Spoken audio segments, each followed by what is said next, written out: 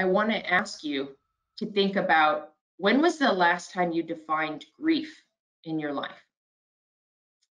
When was the last time that you defined loss or change?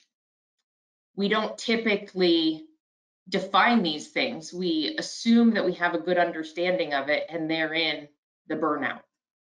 So as we think about some of the practical takeaways, there's a few solutions we want to introduce just as primers to the discussion.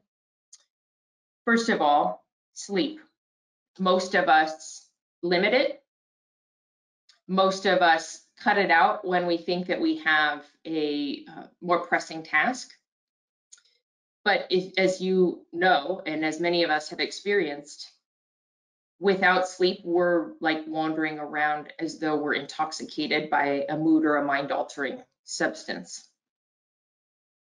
A solution during grief and loss is to read.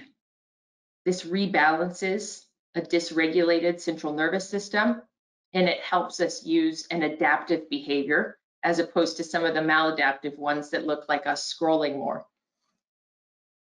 Another solution is to enjoy classical music. This rebalances the central nervous system, and just tuning in for a 2 or 3 minute song can make a big difference. A simple solution is a gaze reset. So literally changing our gaze from the computer to something 20 feet away for 20 seconds.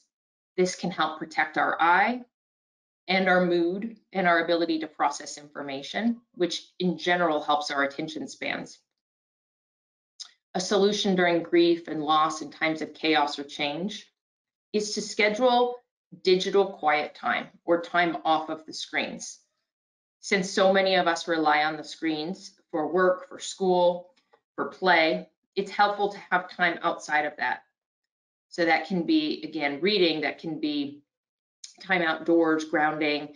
The options are numerous, but it just takes an intentional effort for us to think about what those could be. A solution that may elude us sometimes because we're so affected by our own anxiety or our own sadness or sense of loneliness is to just smile at a stranger, to smile at someone that you work with. We forget how valuable that is, that's our body telling our brain a message, and we can even have endorphins or dopamine released when our mouth, when our face muscles shift. Please subscribe and check out more content from us.